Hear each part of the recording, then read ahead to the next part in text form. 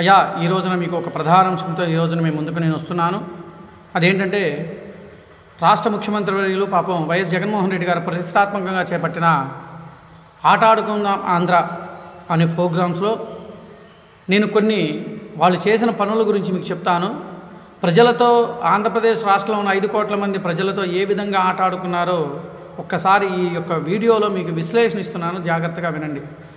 ఒకటి ప్రధానంగా చెప్తుందంటే అమరావతి రైతులతో 3 రాజధానులు అని చెప్పని వాటితో ఆంధ్రాలో ఆట ఆడుకున్నాం ఆంధ్ర అనే దాంట్లో రైతులను ఆట ఆడుకున్నారు.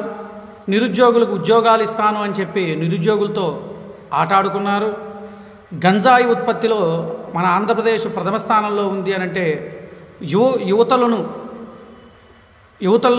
మత్తుకి అలవాటు చేయడంలో ఆటాడుకున్నారు, ముందుగా ఉన్నారు.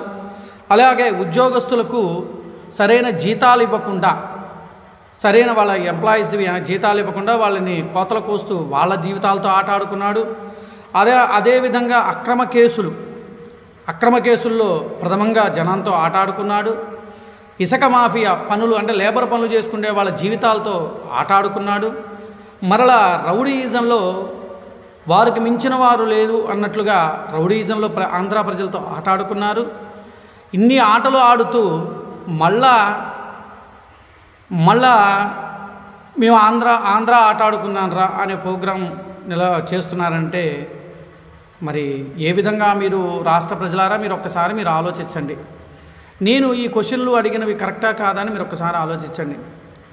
ప్రజల జీవితాలతో ఆట ఆడుకున్నారు, ఉద్యోగాలు ఇవ్వలేదు, ఏ ఒక్కటి కూడా అభివృద్ధి పనులు చేయటం లేదు. అదేమంటే నేను బటన్ నొక్కాను డబ్బులు వేసాను అని చెప్పని అంటున్నాడు తప్ప.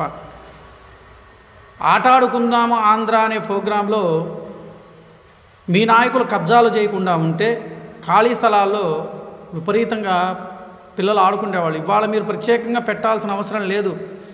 ఆల్రెడీ పిల్లలు ఆట ఆడుకుంటున్నారు. ఉన్న వాళ్ళకు ఉద్యోగాలు ఇవ్వటంలో శ్రద్ధ చూపించండి. ఈ ఆంధ్ర ఆట ఆడుకుందాను రా అని దానికి ఒక ప్రోగ్రాం పెట్టి దానికి ప్రజాధనాన్ని దుర్వినియోగం చేస్తూ ప్రజల్ని ఇంకా మోసపూరితంగా ఇంకా మోసం చేయడానికి ఏ విధంగా మీకు మనసొప్పిందో నాకు అర్థం కాని విషయం. ఈ రోజుకి కూడా పోలవరం ప్రాజెక్టు పూర్తి అయి ఉన్నట్లయితే ఎంతోమంది రైతులు వాళ్ళ జీవితాల్లో వెలుగులు వచ్చేవి. అది పూర్తి చేయలా. పోనీ ఉద్యోగస్తులకు ఉద్యోగాలు ఇచ్చారా అంటే ఉద్యోగాలు ఇవ్వాలా, ఉద్యోగాలు కల్పించాలా. ఇంకా ఎవరిని మీరు మళ్ళీ ఆంధ్రాలో ఆట ఆడుకుంటారు, ఎవరిని ఆడుకుంటారు? ఇప్పుడు ఆల్రెడీ ఆడేసుకుంటున్నారు కదా జనాన్ని, 5 కోట్ల మంది జనాభాను ఆడుకుంటున్నారు కదా.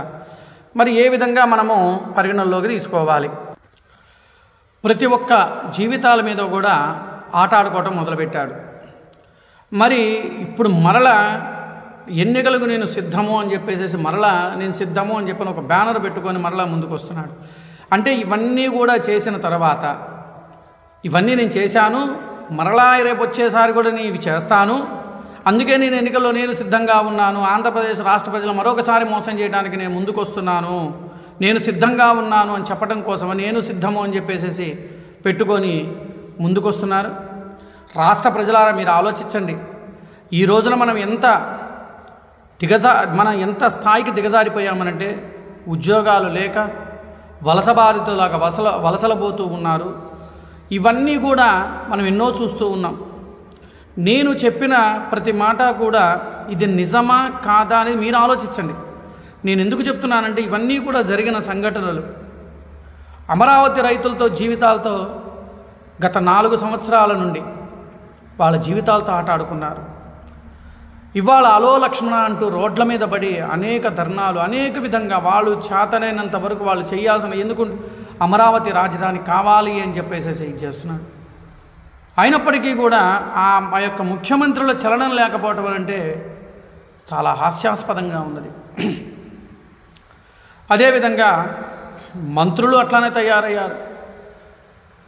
ఈ విధంగా ఆంధ్రప్రదేశ్ రాష్ట్రంలో ఉన్న జనాభాతో ఈ 4 సంవత్సరాల 9 నెలలు ఆట ఆడుకుంటూ ఇప్పుడు మళ్ళా ప్రత్యేకంగా ఆంధ్రాలో ఆట ఆడదాం ఆంధ్ర. అసలు టైటిల్ ఏం పెట్టాడు అసలు? అవును, అది వాస్తవమే. ఆట ఆడుకుందాం ఆంధ్ర.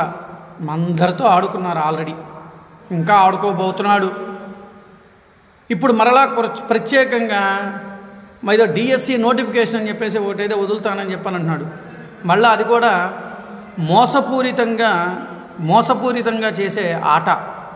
రాష్ట్ర ప్రజలారా, నేను చెప్పిన మాట అవునా కాదా అని మీరే ఒక్కసారి ఆలోచించండి. నేను చెప్పినది అక్షర సత్యం అనుకుంటే మీరు 10 మందికి ఇది